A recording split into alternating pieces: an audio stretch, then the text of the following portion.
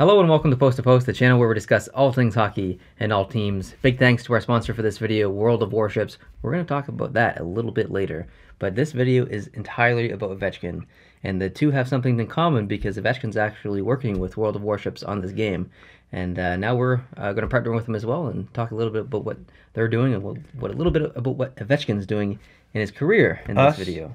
World of Warships and Alexander Ovechkin. A trifecta. A team. A team, yeah. A team. So I thought that we could talk about a little bit about his career, some of the trophies he's won, some of the trophies he hasn't won. Maybe. Has he not won? I guess he can't win a Vezina. That's about the only trophy he can't win. I don't have those on my list, but Good grief. I do have the ones he has won, and I do have the ones that he hasn't won that he could potentially win. Yeah. So let's just start this off by going through his laundry list of trophies he has won.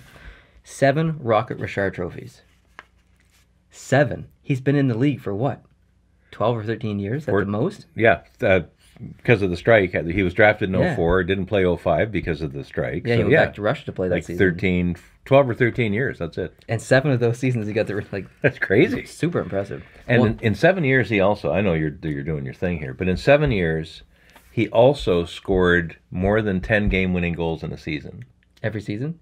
Like, not every season, but he did it 7 times. Like 7 seasons, he scored more than 10 game-winning goals. Like, he scored the goal that let his team win the game. He has put the team on his back and won games. It's insane. And he did that last year.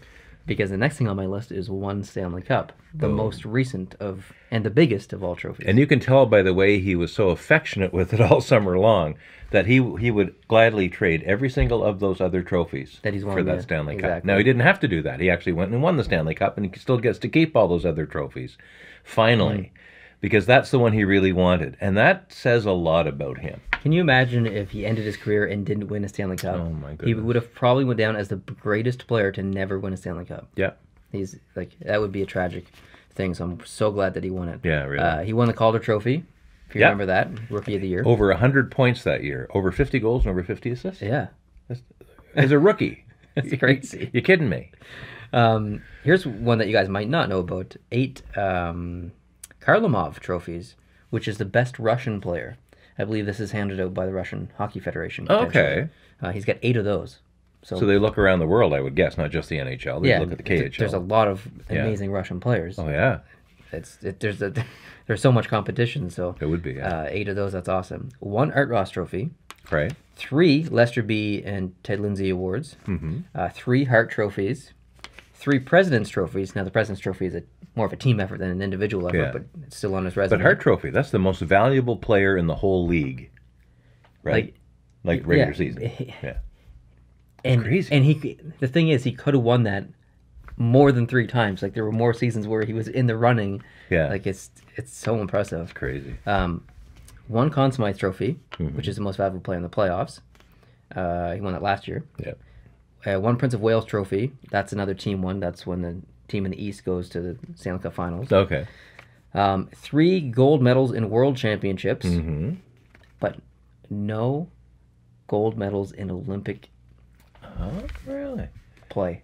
Yeah. So that's the one he wants, maybe as bad as the Stanley Cup. He's chasing it hard. I bet. He has not won the Bill Masterton Trophy, which is a sportsmanship trophy. I cannot see him ever being really in the running for that. Not that he's unsportsmanlike, but there are just so many other very respectful players. Yeah. Ovechkin plays hockey hard, and when you do that, you take some penalties. Exactly, yeah.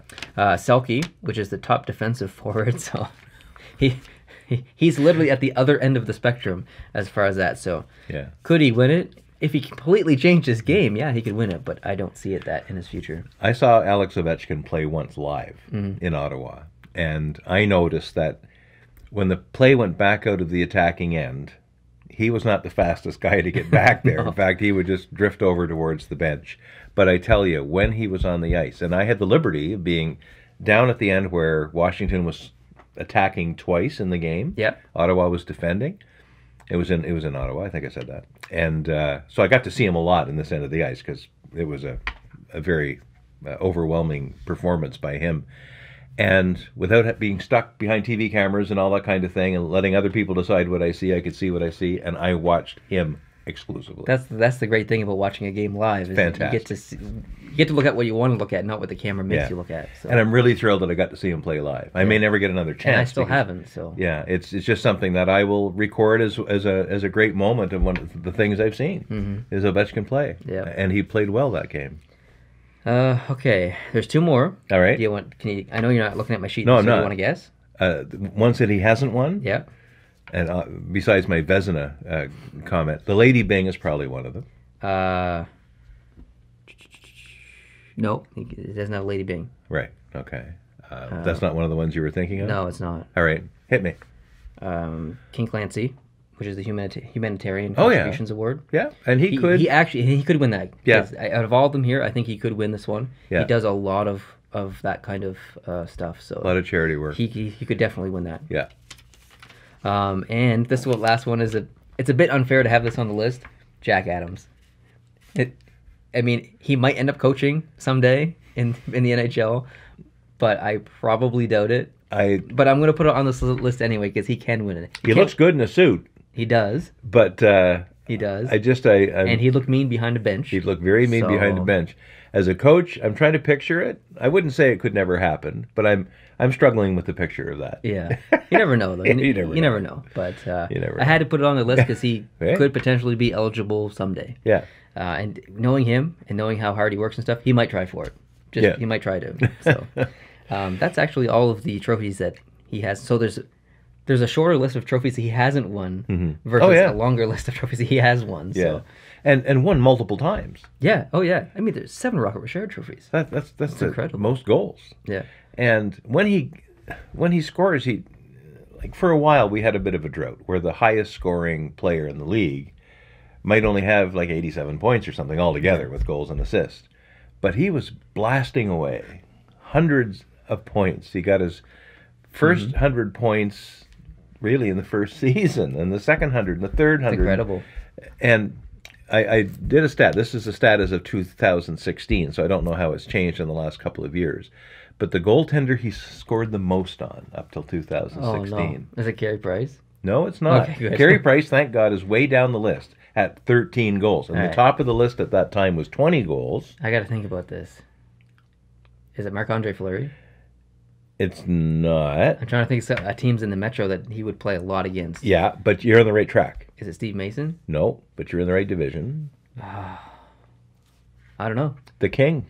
Oh, Lundqvist. Yeah, that would. Yeah. Yep. Because Lundqvist plays a lot of games, and those 2 teams play each other a lot. So that makes sense, actually. Yeah. And some teams, I was reading an article, knowing that we were going to be talking about Ovechkin tonight, and I was reading an article about, and they broke down all the stats, and the guy was making the case for this is the greatest goal scorer that the league has ever seen. Not just that playing now, but ever. Yeah. Just because of the raw scoring talent and nose for the net that this guy has. Accuracy's crazy. And we talked about this during the playoffs last year. You know where he's going to be. They just let him stand there. Why do you let him stand there? He's going to be there, and if he gets the puck, guess what? Yeah. But you let him stand there, and every time he scores, he's from the same spot. And it's like, eventually, guys, you got to clue in that you need to move him away from there. Exactly. But it's just impossible. He's a rugged guy too. You can't move him if he doesn't want to be moved. And that's the thing with Washington. Yeah, they can leave him alone and whatever. But if they cover him, Washington has so many other weapons that that's right. They're a really hard team to defend against on the penalty kill. So yeah, it is tough. But some teams, over the course of his career, he has almost scored a goal a game on some of these teams, like .72, .68, .78, where when he plays certain teams, obviously maybe the weaker teams might be the easiest ones to do this against, but he has tremendous point production right across the board against every team, the elite teams and the ones that are more bottom feeder teams. Washington is deadly, and he been a Capital all his life, all of his NHL life at least. He'll probably remain a Capital. I hope so, and I'm sure the people of Washington hope so too, that he's going to be there forever, because it's rare these days when you see a franchise player. There are a few, and he is definitely one of them. Exactly, yeah. I agree. So speaking of Ovechkin, like I said at the beginning, we've partnered with World of Warships for this, just like him. And that's a game where you can, you can command some ships. So let's take a peek. Success doesn't come easily. In life, in hockey, and a world of warships.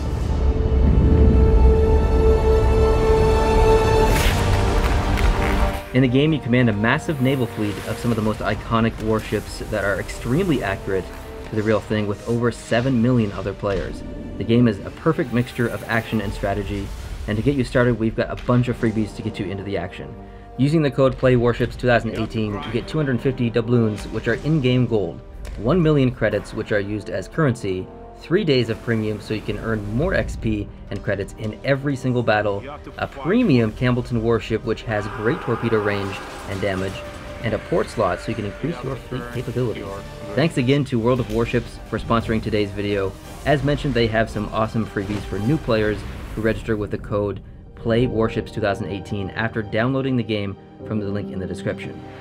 Prove yourself in World of Warships. All right, so what do you think? That's, the graphics just blow me away. Yeah, they're pretty good. It looks like a camera shooting a real ship rolling over and the explosions. It's, I don't know if it's CGI or what they call it these days to render these kind of graphics. In-game engine. It's unbelievable. Yeah, and it takes a lot of time because they actually take up to 6 months to engineer, design, and make a ship to put in the game. That's like 6 months. Like that's extremely impressive. They're really taking the time to go through the steps to make sure that each ship is accurate. And they'd have to have it from every possible angle, right? Because you're going around it, you're above it, you're underneath it. When it's yeah, I actually have the steps here of what they go through. So basically, they start off. They do it in this basic order: checking if a specific ship could work in the game, collecting reference materials for the ship, like blueprints and pictures, kind of like what you said. You need to look at it from all angles, right? So, modeling of a ship's hull and structures, texturing, a technical pass for functionality, an art pass. So what that is, the ship might have a little bit of rust on it and stuff. Oh yeah, make it look like really, really realistic. An in-engine implementation of a ship's functionality systems. So you're like each ship has a different personality almost as well, so they need to test that. It's pretty cool. Right. Pre-balancing phase, super testing and tweaking, bug fixing, and then a final balance and release of the ship, and it takes 6 months. So they're making sure that these ships are like top notch. And I was pretty excited when they contacted me about this, because number one, I was a huge gamer. Not so much anymore. I got a chance to play this game. It's pretty fun. I'm going to keep playing it. I hope you guys can check it out. That would be awesome. But we have a connection to the Navy world.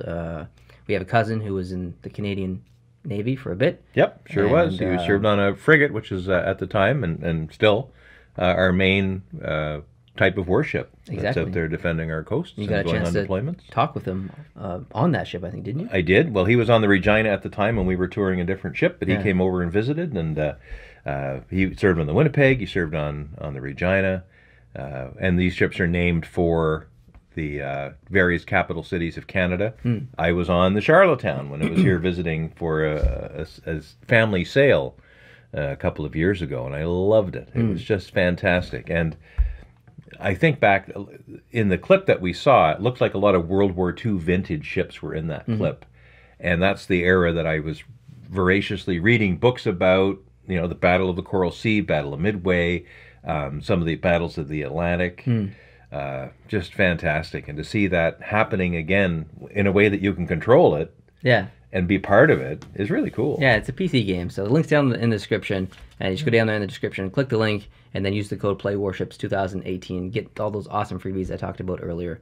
I like to do this kind of sponsorship because, number one, I like the game, and it's a game I'm interested in. I know we have a lot of viewers who are into gaming, so I thought this would be perfect for them. And the video is about, or this sponsorship is including Ovechkin. Like, Ovechkin is partnered with this game, and we get to talk about Ovechkin, something we do anyway. So it was a pretty good fit. So. Yes, it has that hockey connection. Exactly. Which we want to have on Post to Post. Yeah. So, well, back to hockey now. Back to hockey. Ovechkin, I want to compare last season to this season. Now you might say, this season, he's only played 8 games. What's there to compare? They're surprisingly similar as far as some stuff here. So okay, I'm just going to go through this quickly. I haven't been following so far this year. Okay, well, this will be not really a shock, but I'll put it up on the screen here so you guys can see the comparison as well. So last year, 82 games. He played every single regular season game. Makes sense. 49 goals, 38 assists, and 87 points. So 87 points in 82 games, more than 1 point per game player. Yep. He was a +3, and he was shooting at 13.8%. This year, he's played 8 games. He's got 8 goals, 5 assists, Oh, wow. 13 points. So 13 points in 8 games. He's a +3, same as last year. And his shooting percentage this year is 23.5. That's the only stat that needs a little bit more game to kind of Right. level out. But all those other things, like his point per game average is pretty much the same. His plus minus is pretty much the same. So he hasn't slowed down. So he's scored 8 goals in 8 games. Yeah, already. So he's on pace to score 82 goals this year. He is.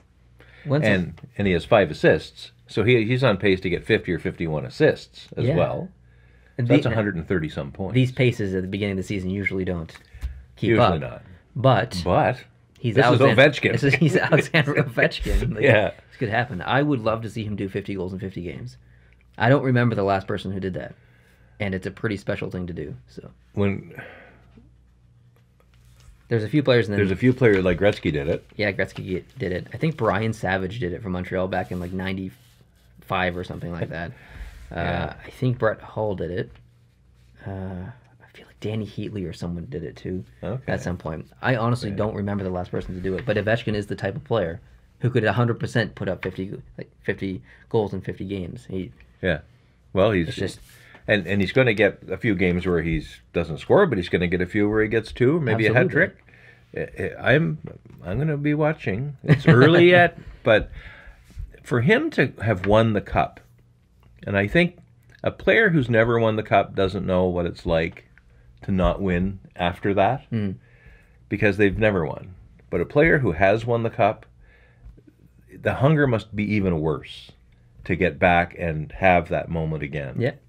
Or in the case of Ovechkin, many moments with the cup. He had it at baseball games. He had it at all over the world. He had some fun. He had some fun. Maybe some would say, putting it lightly, more fun than others have ever had with the cup. Yeah. Had it on TV shows and goodness knows what. But I think universally, whether you cheer for the Capitals or not, everybody was enjoying all those moments that saw them on TV, because they saw the utter joy that was coming, not only from him, but the other players as well, but especially for him. He's the captain. He's the guy, like you say, puts the team on his back. And he did in that series. They had lots of contribution from the whole team. You can't win a cup by yourself unless you're Alexander Ovechkin. Yeah. And maybe in that case, he could do most of the heavy lifting for that cup, and he got it. We kind of poked fun at him earlier about his maybe lack of defensive capabilities, but genuinely in the past year, he's a different player than he was 3 years ago. Basically, his defensive game has really improved. Last year he was awesome. This year he's playing exactly like he did last year. So he's never been a more complete player than he is right now. So.